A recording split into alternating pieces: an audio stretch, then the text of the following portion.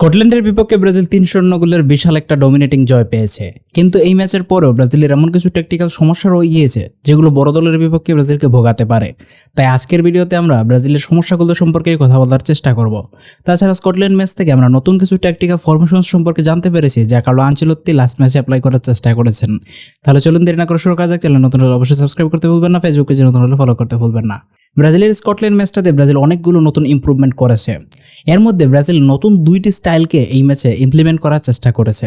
ব্রাজিলের মিডফিল্ডে প্রথমবারের মতো আমরা ডায়মন্ড শেপটাকে অ্যাপ্লাই করার চেষ্টা করতে দেখতে পেয়েছি কার্লো আনচেলত্তির মাধ্যমে।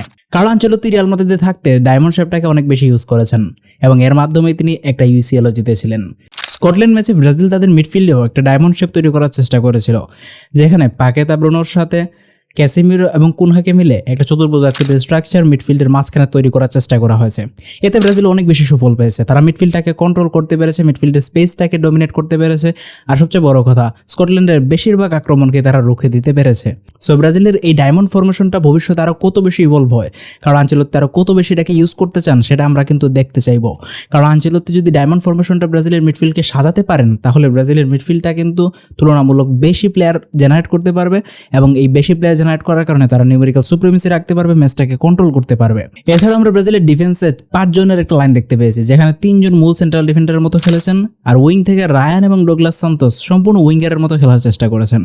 ব্রাজিলের সেই ক্ষেত্রে গ্যাব্রিয়েল, মার্কিনোস এবং দানিলো এই 3 জনকে প্রপার সেন্টার ব্যাকের মতো ইউজ করার চেষ্টা করা হয়েছে এবং রায়ান পেছনে নেমে এসে ডিফেন্সিভ প্লেয়ার হিসেবে অনেকটা হেল্প করার চেষ্টা করেছেন দানিলোকে।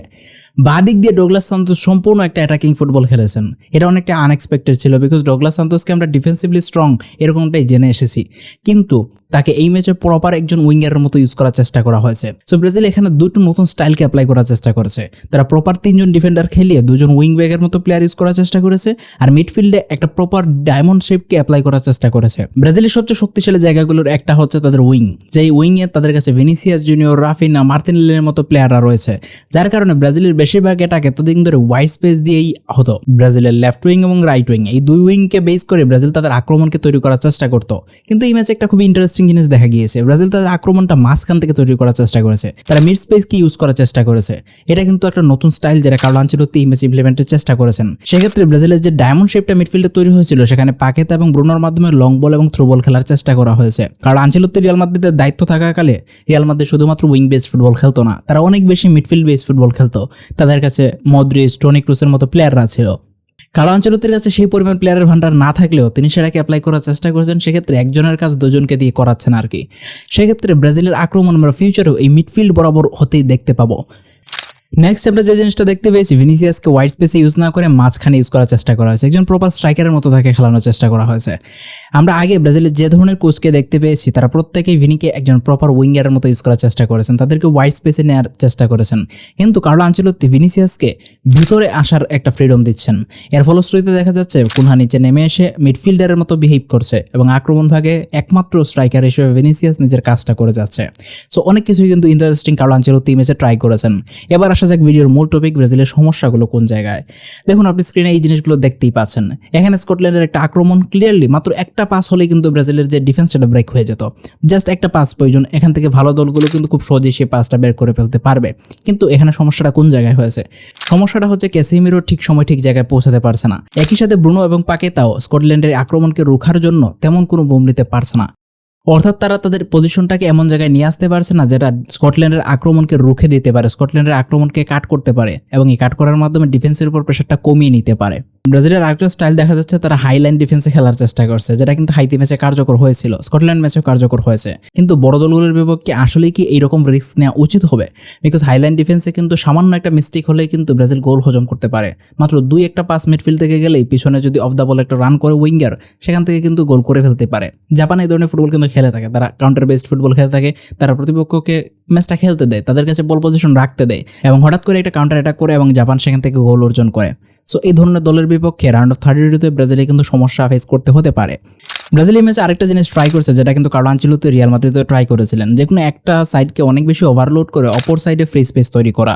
যেমন ব্রাজিল লেফট সাইডে অনেক বেশি আক্রমণ করেছে ভিনিসিয়াস, পাকেতা, ডগলাস সান্তোস এমনকি মেতিয়াস কুনহাও তারা ওইদিকে ওভারল্যাপ করার কারণে রাইট উইং এর আয়ন অনেক বেশি ফ্রি স্পেস পেয়ে যাচ্ছে। কার্লো আনচেলত্তি কিন্তু এই স্টাইলকে অনেক পছন্দ করেন। তিনি একটা সাইডকে ওভারলোড করে অপর সাইডে ফ্রি স্পেস তৈরি করে সেখানে বলটা খুব তাড়াতাড়ি ট্রানজিশন করতে অনেক বেশি পছন্দ করেন। কার্লো আনচেলত্তি রিয়াল মাদ্রিদ এটা অনেক বেশি ট্রাই করেছেন। অনেকেই বলতো রিয়াল মাদ্রিদের সম্পূর্ণ এটা একটু লেফট উইং বেসডই হচ্ছে, ব্রাজিলেও তিনি সেটা ট্রাই করছেন।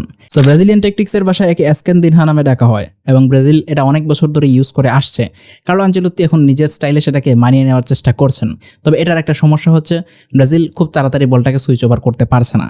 তারা অতিরিক্ত স্লোভাবে বলটা এক উইং থেকে অপর উইংয়ে নিয়ে যাচ্ছে। সেক্ষেত্রে যে কোনো ডিফেন্সের পক্ষে সেটাকে কিন্তু খুব সহজেই স্টপ করে ফেলা পসিবল। সো ব্রাজিলের লেফট উইং থেকে রাইট উইংয়ের লং বল সরাসরি ডায়াগোনাল ফুটবলটা খেলার দিকে দৃষ্টি দিতে হবে। সেক্ষেত্রে আমরা এখন পর্যন্ত ব্রাজিলকে সেই ধরনের ফুটবল খেলতে দেখতে পাইনি। এবার আসা যায় কার্লো আনচেলত্তির নিজস্ব অ্যানালাইসিস। কার্লো আনচেলত্তি প্রতি ম্যাচে পরে কিন্তু অ্যানালাইসিস দিয়েছেন। এই ম্যাচের পর তিনি যে প্রেস কনফারেন্সে কথা বলেছেন সেখানে ব্রাজিলের যে সমস্যাটা তার চোখে ধরা পড়েছে সেটা ক্লিয়ারলি বোঝা যায়। তিনি বলেছেন আমরা একটা টিমে পরিণত হয়েছি, উই আর এ টিম নাও, আমাদের মধ্যে সে কম্বিনেশন এসেছে। কিন্তু সমস্যাটা হচ্ছে ব্রাজিল যখন বল পাচ্ছে তখন খুব তাড়াতাড়ি তারা আক্রমণে যেতে পারছে না, তাদের আক্রমণ অতিরিক্ত পরিমাণে স্লো হচ্ছে। ব্রাজিলে যখন অন পজিশন থাকছে সেই পজিশনে আরও বেশি কুইকার ট্রানজিশন তিনি দেখতে চান।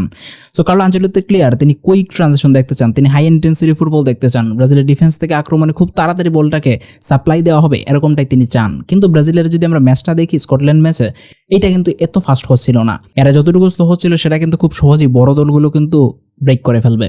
সো ব্রাজিলের এই জায়গায় কিন্তু কাজ করতে হবে। এবার আসা যাক ডিফেন্সিভ সমস্যায়। প্রথমত এখন পর্যন্ত ব্রাজিলের যে সেন্ট্রাল ডিফেন্স আছে এটা খুব বেশি টেস্টেড হয়নি। তাদের কাছে আরও বেশি প্রেশার সিচুয়েশন যখন আসবে তখন আমরা বুঝতে পারবো এই দলটার মধ্যে আর কি কি সমস্যা রয়েছে। যেরকমটা আমি বললাম, এই ধরনের সিচুয়েশনে মাত্র একটা পাসেই ব্রাজিলের ডিফেন্স ওপেন হয়ে যেতে পারে। হাইলাইন ডিফেন্স একটা সমস্যা, সেটা নিয়ে কাজ করতে হবে।